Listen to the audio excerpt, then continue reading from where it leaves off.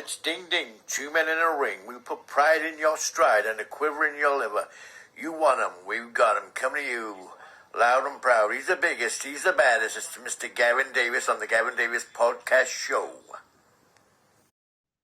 And good evening, everyone. Welcome to the Gavin Davis Podcast. I am here with the one and only.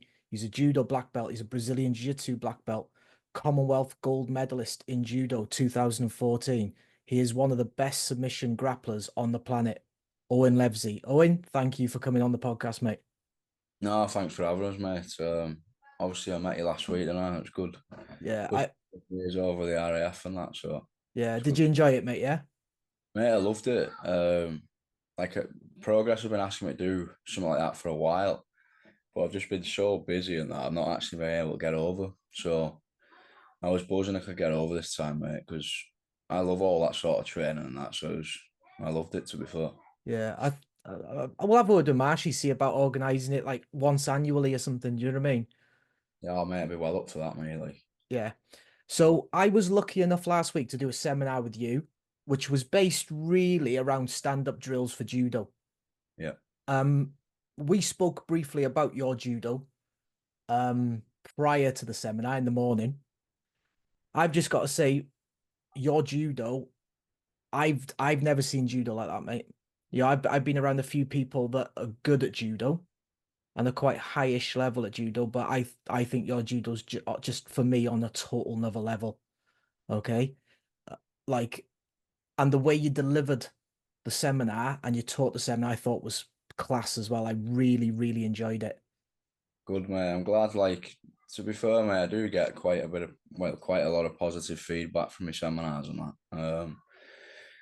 I think like one thing that's helped me with that is I've been an athlete for a very, very long time now. Obviously, I started judo when I was 8 years old, so I've done judo a very long time now. I'm 32 now, so what's that like 20, 25, 24 20 years, yeah. yeah. So it's been a long time.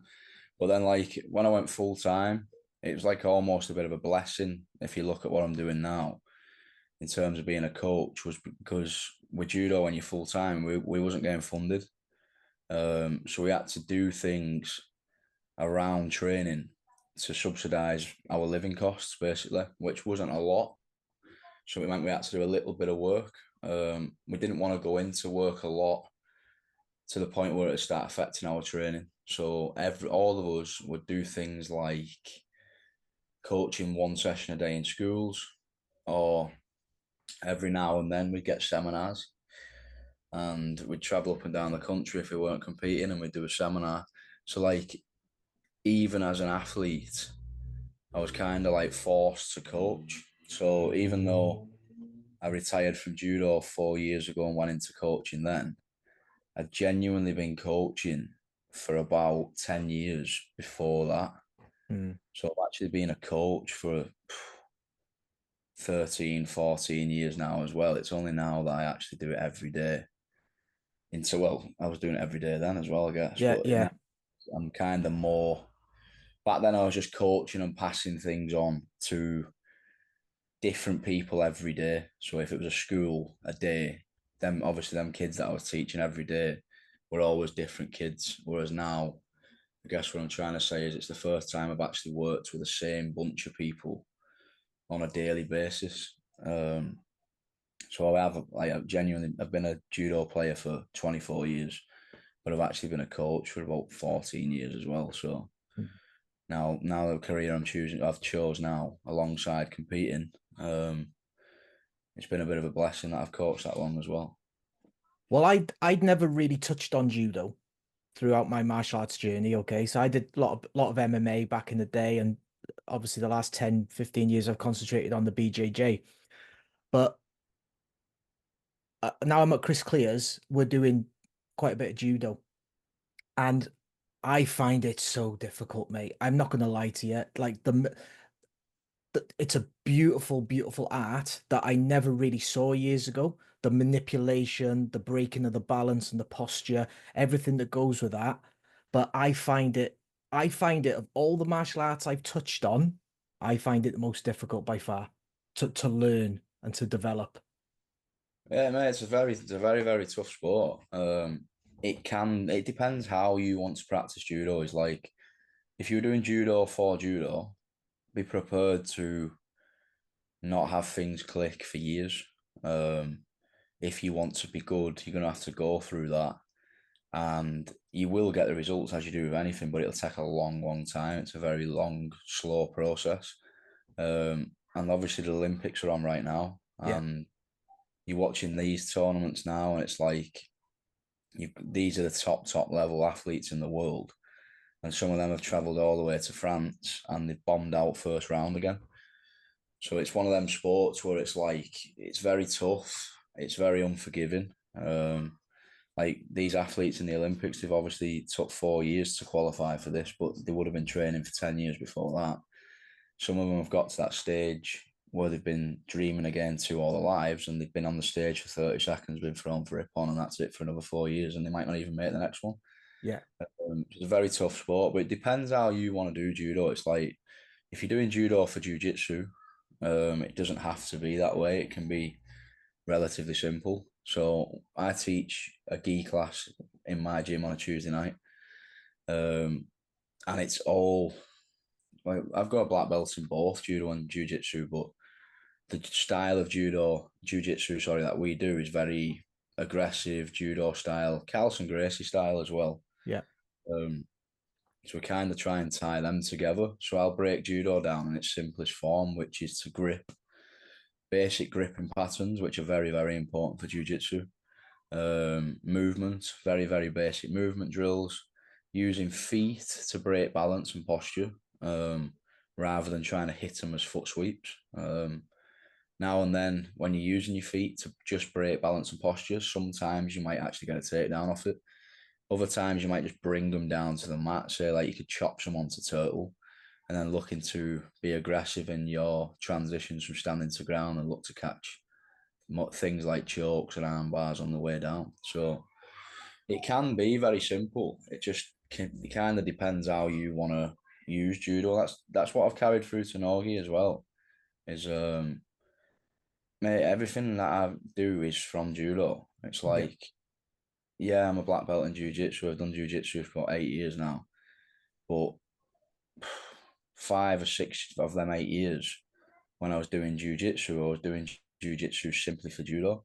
Right. So literally everything I've done in jiu-jitsu was built around, is this going to benefit me judo as well? So even in Minogi, all I've done with Minogi, like, is completely carried across all the principles that I've got from my judo, looked at where they fit into Minogi, and if they don't fit into Minogi, I've got rid of them, which is a massive thing that I see a lot of people not do. I see a lot of judo players come across Sonogi and teach judo, and judo is shit for nogi. There's a lot of flaws in nogi if you're using judo. There's a lot Yeah. of things that give you back. Obviously, you take the grips away; it's completely different, but it doesn't mean there's no grips. You've got to look at the principles to why you grip in judo, what you're looking to get from your grips in judo, and then look for ways of achieving the same things in nogi, because them principles are there for a reason. The only thing I can get working when I'm doing judo rounds is when I come over the top and I take that top grip between the shoulder blades. And then if I can come down and grip the belt, which is literally over the shoulder, if I can get that grip, I can potentially get something working. Apart from that, um, when you're actually trying to break the posture and everything to get them up onto their toes, I just can't get nothing working. But as I say, I'm only a year in at the moment. Mate, honestly, like, it sounds cliche because you say it with everything, but you have just got to keep doing it. Because it made a lot of things with judo's movement patterns, and until you've got them movement patterns and a good feel for it, Yeah. it doesn't matter how good your coach is, them techniques are not going to work. Well, that's what I noticed with you. As soon as you took a grip or you broke a grip and took a grip, you were off. You were moving. Whereas I'm way too static. I've got to get them drills down. Yeah, and that's the key, mate, is the movement, because, like we've said already, the gripping's so important. Hmm. It's I know for a fact if I'm doing judo against someone of a good level, if I dominate the grip and stand still, they're just going to break the grip. because Yeah. it's too dangerous. Yeah. Whereas if I dominate a grip and instantly get them moving, then they're thinking about keeping the balance rather than fighting the grips, which then gives me half a second that I need to put in an attack to either take them down or simply get a reaction to set up another takedown.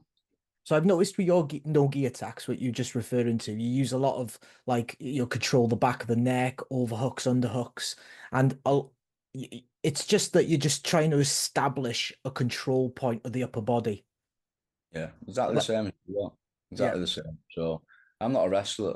Um, like I wrestled as a proper kid. Like I was really, really fortunate that my judo club at SKK Judo Club, it's called in Earlstown. I was very, very, very fortunate that I started there. Because when I think back now to what we actually got given as kids, it was ridiculous.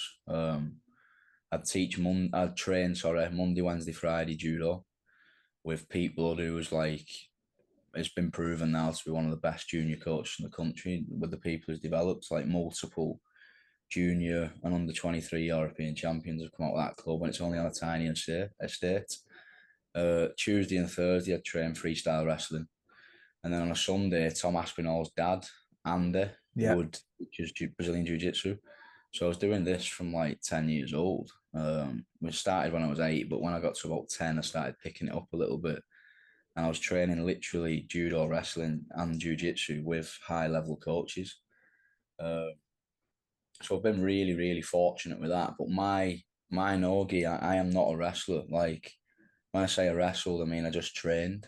I think I did 2 tournaments as a very, very young kid, which I did win, but like I'm definitely not a wrestler. So like my nogi is about getting some form of upper body connection because that's what I'm completely used to in my judo. And the way I try and establish that is either single underhook, double underhooks, snap downs for a front headlock, arm drags, 2-on-1s, body locks, rear body locks. Sometimes I'll look to use a single leg to tie that into a body lock. So it's all, again, like judo, I'm just doing little things to get big reactions. And the big reactions are either going to get me a position to take someone down from or get me a takedown. How did you find that process, taking the gi off for the first time and actually doing the no-gi? Did you actually think, right, actually, this just suits me as long as I stay with the upper body control? Well, mate, again, like I was just really fortunate when I started because I've never had the shock of, wow, I've not got a gi on anymore. Right. Like, Some like I people said, have that, don't they? Some yeah, people yeah, like take the gi off and they go to pieces. yeah, because if you just do judo, 100%, everyone will get that. Yeah. But like I said, then from 10, I was training wrestling twice a week. Yeah. And then when I started judo, it was old school judo.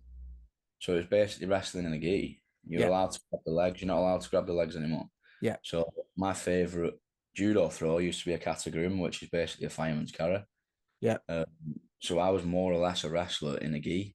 And then because judo used to be wrestling more or less in a gi, we do a lot of sessions to counter like the Eastern European style, which was more or less just wrestling. We'd actually just take our gis off a lot at training and wrestle anyway. So we'd do a judo session, we'd do all our gripping, we'd do all our technical work, and sometimes we just do the sparring, which they call randori, and we just take the jackets off Yeah. and we just spar with no jacket on. So I've literally never ever had the shock factor of I've not got a jacket on. Like for me, if someone's got a jacket on, I'll grapple. If someone's not got a jacket on, I'll grapple. It's a very, very similar game in both areas. They both carry exactly the same principles. Sometimes I can just grab a cloth, and other times I can't. It doesn't really affect my game much at all. Yeah. Yeah. So when you look at your no-gi highlights, obviously your like highlight reels are like all over the internet all the time. You're just throwing everyone everywhere.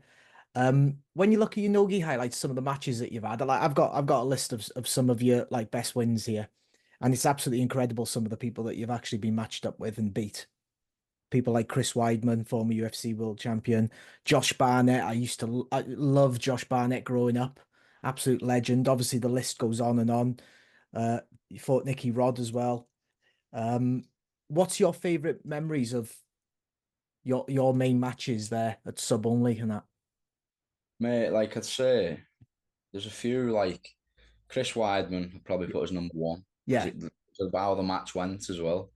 because we'll probably go into it further on when you ask me how I got into Nogi and stuff. But to compete in Nogi for me was never really an aim. It was never a Okay. goal. Kind of fell into it. But what I did say is when I kind of fell into it was I'll do this for as long as it excites me in terms of competing. I'll coach. I'm hoping I'll coach for a long, long time. Well, But in terms of, how did you fall into it, mate? so I was doing judo full time. I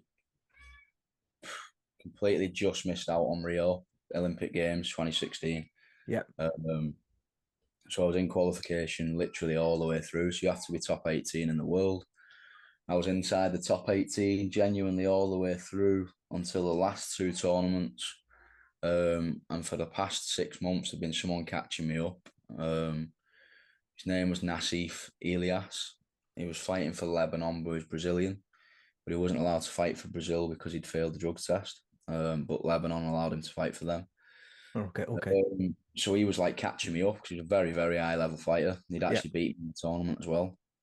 So I'm like kind of watching him below me, thinking like I need to just hang on to this place. And mate, it gets really hard because it starts massively affecting your performance as well because you go into tournaments and now you need a win. So like the pressure's just that's why like I get these big matches in grappling and people are like you're nervous.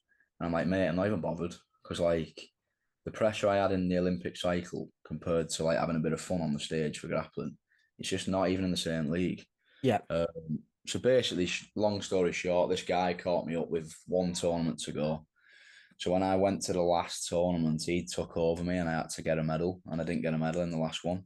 So that was like absolutely devastating because genuinely, since I ever started judo when I was 8, I know people always say like, oh, I always had this goal. Like I genuinely just wanted to go to an Olympic Games to the point where I left school early.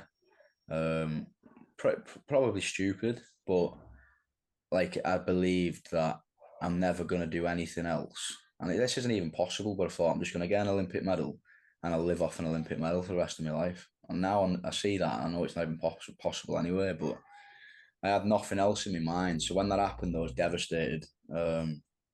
Moved back to St Helens. Had a really rough time for about 18 months because then I realised I've got no qualifications. There's not really anything else that I want to do at all other than judo.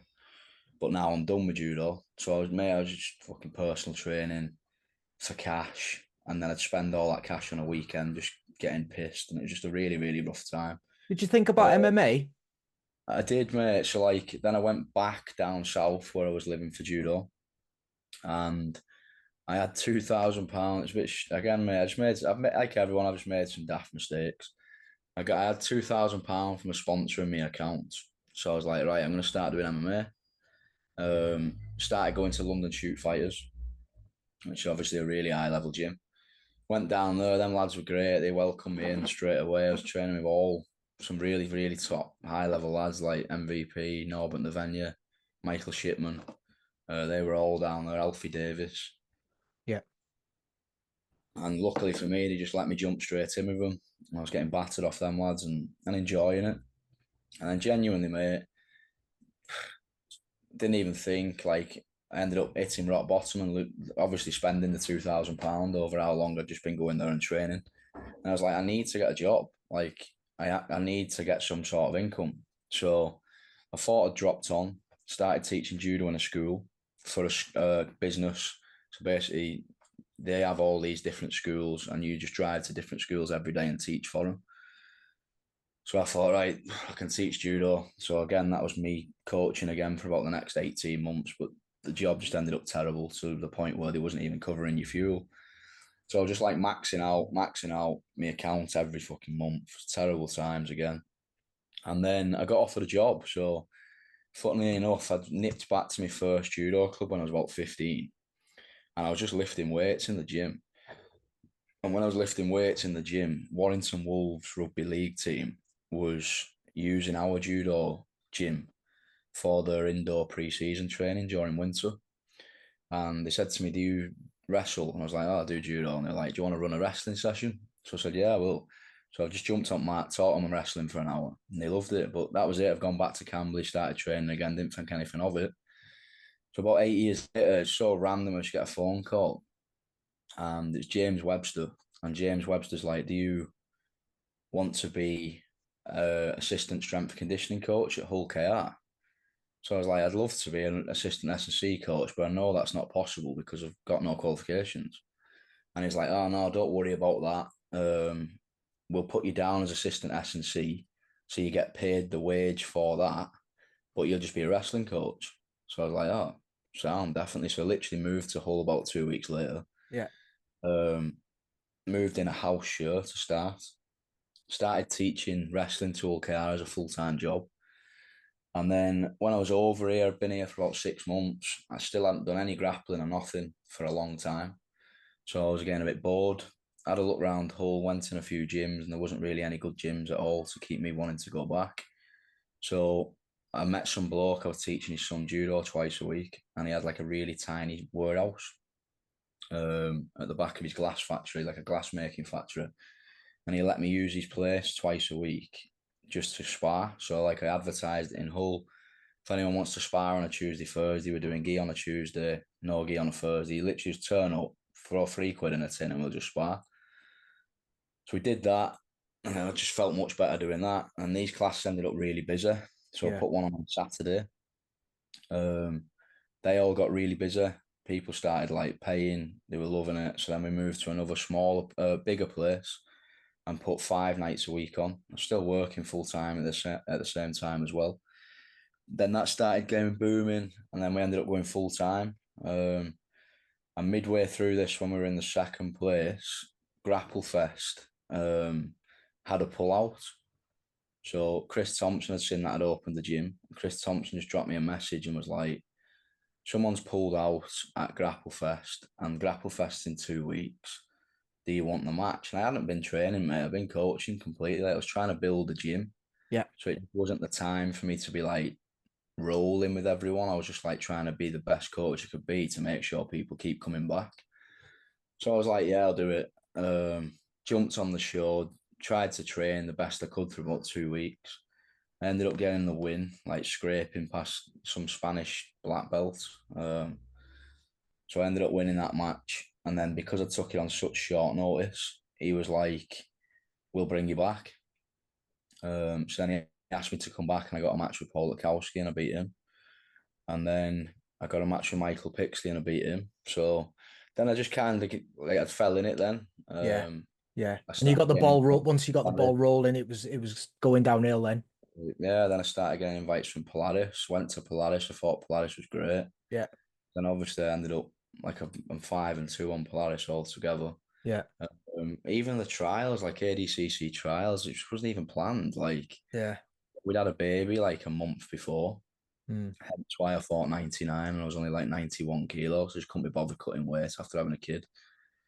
And I was like, yeah, I'll jump in trials, see how it goes. And I ended up getting silver, and someone pulled out of the world, so then I ended up getting pulled in. So, mate, it's literally all just fell into place. And I've been training really hard and working hard for it, but yeah, good. it's never been planned, and it's never been one of my goals at all. Well, you know what you were just saying there about your money problems. Yeah. If you win this Craig Jones Invitational, mate, which I've got full confidence in you, you won't be having any money worries then, will you? No, we fucking sorted them, mate. Big £1 time. million top prize. Yeah, it's crazy, isn't it? It's mad to have that in grappling, like.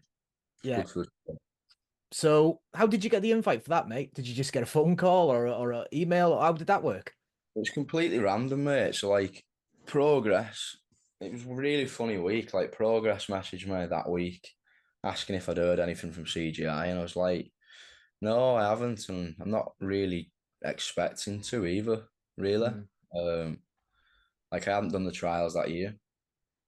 Because, mate, I've not been that fussed about going to ADCC. Like, I've stressed this loads, but I don't think people believe me because I've had some success when I've competed. Like, I am predominantly a coach. Like, I'm 32. I love being a coach now. Like, for the first time in my life, I probably enjoy being a coach more than I do an athlete. I've been at it since I was 8, and my body has took a lot a lot of hassle over that time, and it's starting to show a little bit now. I'm starting to actually wake up and have a few injuries. I've never had that before. So like I wasn't expecting it at all. Progress said, "Have you heard anything?" I was like, "No, I don't think I will." And then Polaris messaged me as well, and they were like, "Oh, they might ask you to be a representative for us." And I was like, "Well, if they do, that'd be fantastic." But again, I'm not expecting it. And then Craig Jones literally just popped up on Instagram in my inbox and was just like, he said something like, "Hiya, mate, do you fancy it?" And I was like, "Yeah, fucking hell, of course I do. Definitely. Love to." So that was literally it, mate. It was nothing more than that, really. So looking at the 16, the bracket of 16, how's that going to work, by the way? Are you going to get there in Las Vegas on the day, and then on the day they're just going to do the brackets, who's fighting who, or are they going to do that a few days prior? Do you See, know I've yet? no idea, mate. So, like, I get to Vegas on the 12th. Yeah, you're fighting the 16th. I've got it down as the Yeah, 16th of that's August. it. Yeah, So, normally, mate, with tournaments, like, if I'm going off my experience of judo tournaments, ADCC, yeah, you find out who you get the night before. yeah. So, I'm just guessing that's what'll happen. Okay, We'll yeah. find out who the night before. But no, I haven't had confirmation of that. I'm literally just guessing. And I'm not fussed either way, to be fair. I'm used to finding out the night before. So, Mm, if I find out any earlier, it's just, it is what it is. yeah. See, I've got them all up here. The 16 in your category. Mm-hmm. Nicky Rod. You've already drawn with him. You've already fought him. You fought him twice. Or you fought him once. Just once. Just once. Yeah, you've already drawn with him. Yeah. Uh, Luke Rockhold's in there, former UFC middleweight champion. There's quite a few wrestlers in the national champion wrestlers and NCAA All Americans, Yeah. but same again. You know what I mean? That's your forte to a certain degree, isn't it? Yeah, mate. Like I said, I'm not a wrestler. No.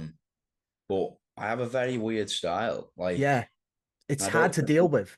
it is. Like I don't think people realize that until we grip up. Like I've had loads of wrestlers online talk shit and tell me this is wrong and tell me that. And it's like I'm not a wrestler. Like Yeah, what I'm doing isn't from wrestling. So like technically this technique might not be the way you got taught to do it as a freestyle wrestler. yeah, I'm not a freestyle wrestler. I don't work. I don't move like a freestyle wrestler. I'm not copying freestyle wrestling techniques. I'm bringing across techniques from judo, how I did them in a gi, and I've made small adjustments to make them work in no gi. Like it's completely different. yeah, And I think a lot of wrestlers like watch my matches and they're like, "I'll take him down easy." But then when we grip up and I'm moving them, I'm chopping the feet away from underneath them, yeah, just a little bit different because they then realize that I ain't moving like a wrestler. They're not setting things up and getting the reactions as they would off a wrestler. yeah, So it made it for an interesting match. Like I'd fully expect the NCAA lads in a no-gi tournament to probably take me down, but it's the bits in between. Like I'm not worried. Like Chris Weidman took me down. He foot swept me right at the start and he hit a double leg on me as well. But it's not like I'm not out there saying no one can take me down. I'm not bothered if you take me down. I'm just very confident in engaging. If you're not confident in engaging, then I'm gonna fucking throw you all over the place. yeah, definitely. I think your foot sweeps and your trips are just something that people struggle to deal with massively. They really it, do. it is like I've not really fought anyone who hasn't struggled with that, and I keep getting people say you've not fought good wrestlers. It's like Chris Weidman was an NCAA champion 2 times. Yeah, Uh, I've beat Michael Pixley, yeah. like Division 2 folk style wrestling, I think. Everyone says he's like the best wrestler in. Josh Barnett, he tapped out Dean Lister. He's a catch wrestler. Yeah, like Nicky Rod was meant to be an unbelievable wrestler until I fought him, and then Yeah. he pulled 15 times. I think you're going to do very well, mate. Have you done any different type of training for this event now? Have you gone in the gym and said, right, I'm going to concentrate on this, or I'm going to just change it up slightly, or have you just kept everything the same business as normal? So, like, mate, I'm trying to get better myself all the Yeah, time. So I'm just trying to develop all areas in my game anyway. So, like, within my sparring, I'm playing a lot on bottom in case I end up there. So obviously, it's a big part of the game. leg lock defense. Like when I'm sparring, I'm giving my legs a lot and then putting myself into entanglements and bad positions. Like for me, it's just get as comfortable for me as possible in the worst positions, because if I end up there and being in there is just another day, then I'll back myself against most people, because it's like, for me, I genuinely believe I can take any of them down. Yeah. I've got no issues if any of them take me down. I've not been submitted many times. Like I am hard to submit. Like who submitted me? Like Hunter Colvin caught me in Polaris when I cut down to 84, and Luke Griffith submitted me at ADCC trials, and they're both quality. But like Nicky Rod was on top of me 2 or 3 times. It was just easy to stand up. There's no submission threat. Fabricio Andre, Nicky Rod, Yeah. Josh Barnett, Chris Weidman, Freddie Voscaron, Josh Hinger. Like none of them have even been close, really. Yeah. Yeah, like the biggest threat's probably legs, isn't it? Is the biggest threat. yeah, but mate, I train with people that do leg locks. Like Yeah. I haven't said no to leg locks. I'm not looking at that, because I knew from day one when I started competing in grappling, every man and his dog's gonna just try and grab my legs. Yeah, Like definitely. I haven't come into grappling blind. Like I absolutely knew the day that I start competing in grappling, everyone's going to look at me and go, right, I'm going to sit down and try and leg lock him. So like, I'd be absolutely stupid to not prepare for that. Do you know what I mean? Like when we first opened our gym, one of the first things we put in schedule was a leg lock class, and that wasn't for me to get good at leg locks. It was for me to just get super familiar with being in them. Yeah. I've continuously put my legs in there when I'm sparring. I get tapped, like, and it's just training. Like I'm not bothered. It's just about being super, super comfortable in them bad positions. But it's being But super smart as well, mate. Being switched on to knowing the positions you could be put in. And as long as you can escape them positions, you're happy days. that's it, mate. Yeah. And that's been my training. I've just looked to continue my own development. Yeah. And now that we're getting a bit closer, I've just looked to like zone in on the way I'll actually compete on the day. Yeah. How do you feel about the pit? Mate, like Have you ever fought in one of them before? I've never fought in a pit. I've had 2 MMA fights. I've done a lot of MMA wrestling. And mate, I'm just not bothered by it at all. Like, if we land on that wall, like I'm more than happy to just fight on that wall. It's just, Yeah. I've got no issues with that at all. It's not like, genuinely, mate, like I've fought under so many rule sets. I've had 2 MMA fights. I've done judo. Yeah. I've competed freestyle wrestling. I've competed at catch wrestling. I've competed in the gi. I've competed in no gi. I'm just not even. I'm not bothered about rule sets, and I'm not bothered about The where it is. Really. rounds. The rounds are 3 5-minute rounds, then five fives for the final. Yeah, and I love And that, your mate. conditioning's off the scale, so that's not going to bother you either. I love that, mate. I'm not gonna beat around the bush. Like 3 5s, I'll just be going full tank for 3 5s. If I can finish someone, fantastic. If I can't, my aim's to win 2 out of 3 rounds at least and get through to the next round. Like with that sort of money on the line, mate, I don't care how I win. Do you know what I mean? No, you don't. If I won that tournament, I didn't submit a single person. Do you think I'd be asked if I was leaving Las Vegas for $1 million? You know what I mean? Just don't put it in the casino, mate. Just bring it home with you. Do you know what I mean? Some people would go mad, wouldn't they, in Las Vegas with it? Make sure you give it your missus. Give it your missus so she brings it home. I said we'll have if it happens, we'd have 100 grand to play. We just play around with 100 grand and we'd keep the rest. 100 grand on red. Yeah, see how it goes. Right, mate. We're going to bring this to a close because I know your schedule is off the chart. Yeah. First of all, I think you've got fair whack at this, and I'm going to be supporting you massively. I know everyone in the UK who's ever trained with you, who's ever spent a minute with you, will be pulling for you. Yeah. Wish you all the best with it, mate. I really do. Cheers, mate. Appreciate it. Thanks for coming on, mate. Enjoy the rest of your training now, the next couple of weeks, and I'd like to hear off you in the future as well. We'll do this again, maybe. Maybe a year down the line when you're about 3 or 4 million quid in. Fucking hell, mate. That'd be all right, wouldn't it? Yeah, that'd be great, mate. Wish you all the best. Thanks for your time, and enjoy it, mate. Enjoy it. Will do, pal. Thanks for having us, mate. Thanks. Take care, pal. Thank you. See you later.